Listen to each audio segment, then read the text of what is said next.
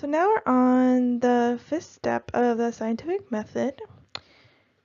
And here I'm showing you a little part of Excel. And you can see we have 1, 2, 3 columns and 1, 2, 3, 4, 5, 6 rows.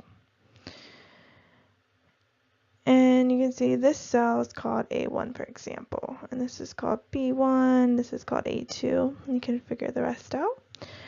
And I'm going to enter some data here. I'm going to first enter ID for identification. So we're going to continue with that ice cream and children example. I know it might be silly, but it's easy to talk about.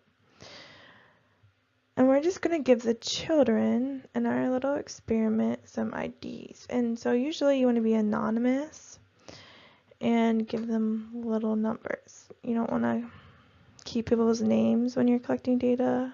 Usually, sometimes you need to, but to be more ethical about it, you should just use identification numbers or something like that.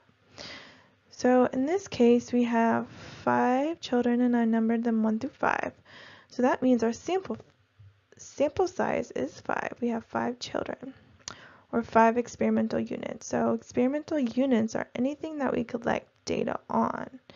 In a lot of cases in psychology, that is people. That's what's going to be. But if you're an astronomer, you might study stars, and that's your observational unit. Or if you're a zoologist, maybe you study animals, and that's your observational unit. It can even be places or time points, whatever you're collecting data on.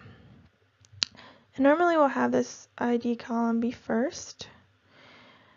And now I'm going to enter another variable, and it's going to be the ice cream variable. So this is going to be either my predictor or my independent variable depending on my research design.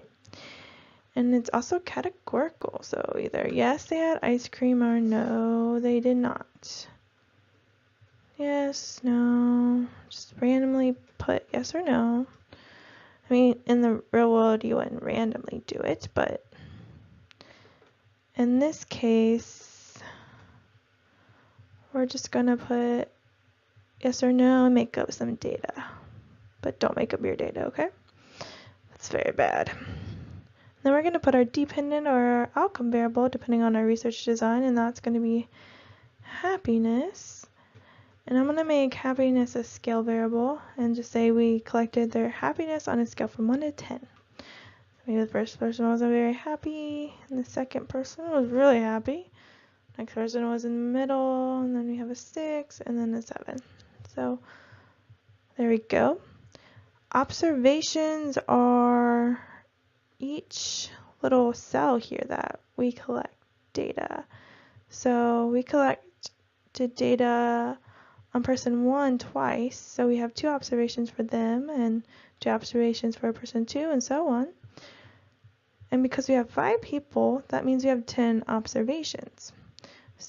So we have 2 variables of interest here and 10 observations. And then our sample size is 5.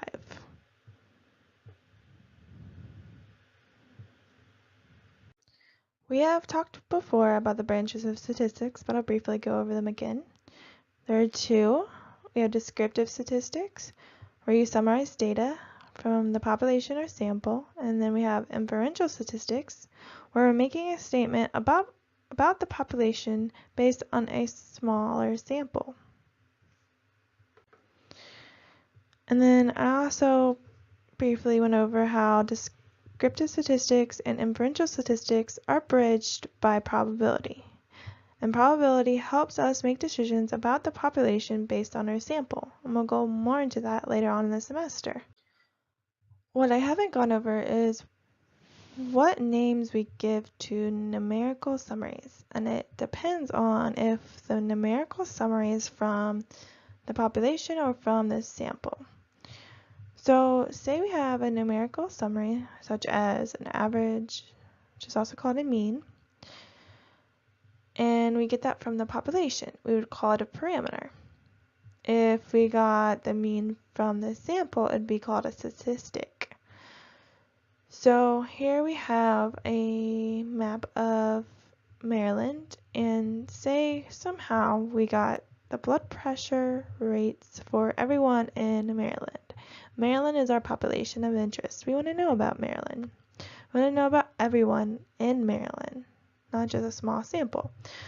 So if somehow we could get that mean of blood pressure for all people in Maryland, and we found it to be 78, this would be a parameter because it's from the population. But a lot of times we do not have this. A lot of times we just have smaller samples. So in this diagram, there's 3 smaller samples, and they each have different means, and we kind of expect that due to sampling error. So the sample means won't be exactly the mean from the population unless you just get really lucky. You always expect some sampling error. But if we get the mean from the sample, this would be called a statistic. Okay?